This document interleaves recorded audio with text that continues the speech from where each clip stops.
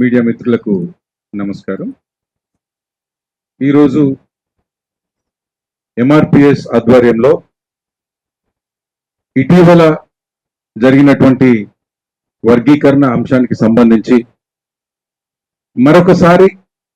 సంపూర్ణమైనటువంటి సమాచారాన్ని ఈ సమాజానికి అందించాలనేటటువంటి సంకల్పంతో ఏర్పాటు చేసినటువంటి ఈ మీడియా సమావేశానికి ముఖ్య అతిథులుగా విచ్చేసినటువంటి గౌరవనీయులు ఎంఆర్పిఎస్ వ్యవస్థాపక అధ్యక్షులు, దళిత జాతి ముద్దుబిడ్డ, సామాజిక ఉద్యమకారులు పద్మశ్రీ మందకృష్ణ మాదిగ గారికి, అదేవిధంగా ఈ కార్యక్రమంలో పాల్పంచుకుంటున్నటువంటి గౌరవ ఎంఆర్పిఎస్ రాష్ట్ర అధ్యక్షులు నరేష్ గారికి, గౌరవనీయులు రాష్ట్ర అధ్యక్షులు మైనారిటీ ఐక్య వేదిక ఇస్మాయిల్ గారికి, గౌరవనీయులు సీనియర్ జర్నలిస్ట్ గౌరవనీయులు విఠల్ గారికి, ప్రొఫెసర్ శ్రీనివాస్ గారికి, ఇతర సోదరులకు, ప్రత్యేకించి మీడియా మిత్రులకు నమస్కారం తెలియజేస్తా ఉన్నాను. సుప్రీంకోర్టు ఆదేశాల మేరకు, సుప్రీంకోర్టు తీర్పు మేరకు రాష్ట్ర ప్రభుత్వం షమీమ్ అఖ్తర్ గారి ఏకసభ్య కమిషన్ ఇచ్చినటువంటి రిపోర్ట్ ని ఆగమేఘాల మీద శాసనసభలో ఆమోదించినటువంటి సందర్భంలో ఈ నివేదికలో ఉన్నటువంటి లోపాలను గౌరవనీయులు మందకృష్ణ మాదిగ గారు ఏదైతే 59 కులాలకు న్యాయం జరగాలి అనేటటువంటి సంకల్పంతో గత 30 సంవత్సరాలు పోరాటం చేస్తున్నారో ఆ పోరాటంలో భాగంగానే రాష్ట్ర ప్రభుత్వం ఆమోదించినటువంటి వర్గీకరణ నివేదికలో గ్రూప్ 1, గ్రూప్ 2, గ్రూప్ 3 ఈ 3 భాగాలలో లోపాలను ఎత్తి చూపి ప్రభుత్వాన్ని ప్రశ్నిస్తూ ఇటు మాదిగ ఉపకులాలనుకునేటటువంటి బలహీన వర్గాల హక్కులను, వారికి జరిగినటువంటి అన్యాయాన్ని, మాదిగ ఉపకులాలకే కాకుండా మాల ఉపకులాలలో ఉన్నటువంటి మాల ఉపకులాలకు జరిగినటువంటి అన్యాయాన్ని ప్రశ్నిస్తూ ఏ సంఘాలైతే, ఏ కులమైతే బలహీనంగా ఉన్నాయో ఆ కులాలన్నీ మనస్ఫూర్తిగా మందకృష్ణ దృష్టికి తీసుకొచ్చి, అన్న మాకు నిలబడాలి, మాకు సంఘీభావం ప్రకటించాలి, మాకు జరిగినటువంటి అన్యాయాన్ని ప్రభుత్వం దృష్టికి తీసుకెళ్లాలని రిక్వెస్ట్ చేసినటువంటి సందర్భంలో మాల ఉపకులాల కూడా న్యాయం జరగాలని చెప్పి మాల ఉపకులాల తరపున ఉద్యమించి ప్రభుత్వం దృష్టికి తీసుకెళ్లినటువంటి మందకృష్ణ మాదిగ గారికి మరొకసారి కృతజ్ఞతలు తెలియజేస్తూ, ఈ గ్రూప్ 1, గ్రూప్ 2, గ్రూప్ 2 నివేదికలో ఏదైతే లోపాలు ఉన్నాయో ఆ లోపాలను గౌరవ ముఖ్యమంత్రి గారి దృష్టికి, మంత్రివర్గ ఉపసంఘం అధ్యక్షులు ఉత్తమ్ కుమార్ రెడ్డి గారి దృష్టికి, అదేవిధంగా ఏకసభ్య కమిషన్ చైర్మన్ షమీమ్ అఖ్తర్ గారి దృష్టికి మందకృష్ణ గారి నాయకత్వంలో మాల ఉపకులాలలో జరిగినటువంటి అన్యాయాన్ని వారి దృష్టికి తీసుకెళ్లడం జరిగింది. నిజంగా ఈ నివేదికలో లోపాలు ఉన్నాయి కాబట్టే అటు ప్రభుత్వము, ఇటు మంత్రివర్గ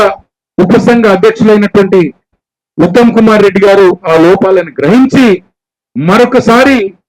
ఏకసభ్య కమిషన్ చైర్మన్ షమీమ్ అఖ్తర్ గారి యొక్క కాల పరిమితిని మార్చి 10th వరకు పొడిగించడం జరిగింది. ఈ మార్చి 10th వరకు పొడిగించడంలో కీలక పాత్ర పోషించి ఉపకులాలన్నింటికీ అన్యాయం జరగద్దు అని చెప్పేసి అహర్నిశలు కష్టపడి మాకు అండగా ఉన్నటువంటి గౌరవ ఎంఆర్పిఎస్ అధ్యక్షులు మందకృష్ణ మాదిగ గారికి ఉపకులాల తరపున ప్రత్యేక కృతజ్ఞతలు తెలియజేస్తా ఉన్నాను. మరి ఈరోజు ఈ గ్రూప్ 1 లో ఏదైతే 15 కులాలకు 1% రిజర్వేషన్ ఇచ్చారో, అంతకు ముందు ABCD అమలు జరిగినటువంటి కాలంలో సి గ్రూప్ లో ఉన్నటువంటి మన్నే పంబాల కులాలను తీసుకొచ్చి గ్రూప్ 1 లో వేయడం జరిగింది. ఈ గ్రూప్ 1 లో ఉన్నటువంటి మన్నే పంబాలను తిరిగి గ్రూప్ సి లోకి తీసుకెళ్లాలని చెప్పేసి ప్రభుత్వాన్ని, షమీమ్ అఖ్తర్ గారిని కోరడం జరిగింది. అదే విధంగా ఈరోజు ఈ రిజర్వేషన్ కేటాయింపుల శాతాన్ని పరిశీలించినట్లయితే జనాభా ప్రాతిపాదికన కొన్ని వర్గాలకు అన్యాయం జరిగింది కాబట్టి మరొకసారి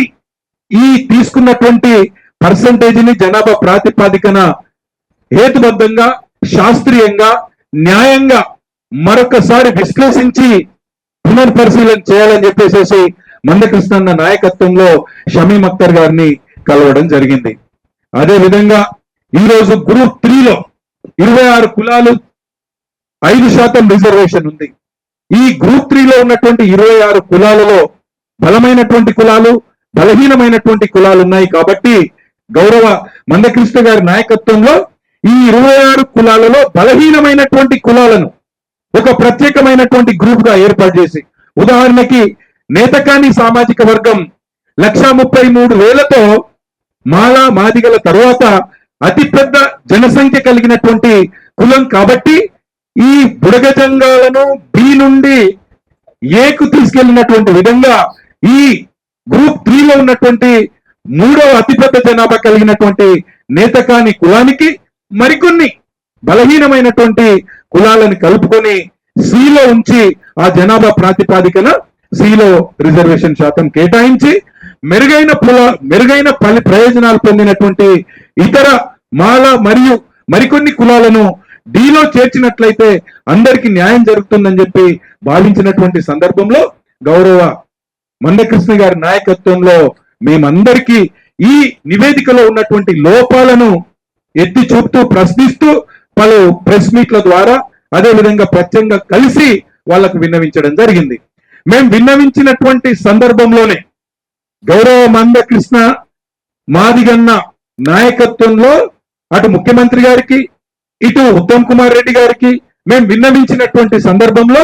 ఈ కాల పరిమితిని షమీం అఖ్తర్ గారి కాల పరిమితిని మార్చి 10th వరకు పొడిగించడం జరిగింది. కాబట్టి మరొకసారి మందకృష్ణ మాది అన్న గారికి కృతజ్ఞతలు తెలియజేస్తూ మీడియా మిత్రుల ద్వారా ఈ సమాజానికి నేను ఒక విజ్ఞప్తి చేయాలనుకుంటున్నాను. ఏదైతే మార్చి 10th వరకు షమీం అఖ్తర్ గారి ఏకసభ్య కమిషన్ కాల పరిమితిని పొడిగించారో దీన్ని దయచేసి వినియోగించుకోండి. 58 కులాలలో ఏ కులానికైతే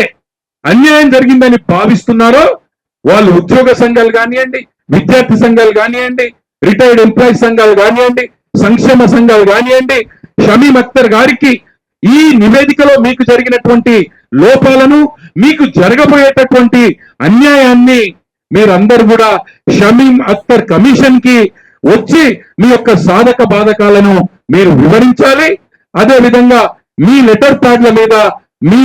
లోపాలను ఆ నివేదికలో ఉన్నటువంటి లోపాలను మరొకసారి షమీం అఖ్తర్ గారికి విజ్ఞప్తి రూపంలో మీరు ఇచ్చినట్లయితే మీకు మందకృష్ణన్న గారి నాయకత్వంలో మనమందరం కూడా కలిసి కట్టుగా మనకు జరిగినటువంటి అన్యాయాన్ని మన భవిష్యత్తు బిడ్డలకు జరగబోయేటటువంటి అన్యాయాన్ని మరొకసారి ప్రభుత్వం దృష్టికి తీసుకెళ్లడానికి అవకాశం ఉంటుంది. కాబట్టి ఎవరు కూడా ఈ మార్చి 10th వరకు ఉండకుండా ఈ వారం రోజుల లోపే మనకు ఉపకులాలకు జరిగినటువంటి అన్యాయాన్ని మరొకసారి ప్రత్యేకంగా షమీం అఖ్తర్ గారి కమిషన్ ముందుకు తీసుకెళ్లి ఈ సమయాన్ని వినియోగించుకోవాలని చెప్పేసి విజ్ఞప్తి చేస్తూ ముగిస్తా ఉన్నాను. Thank you.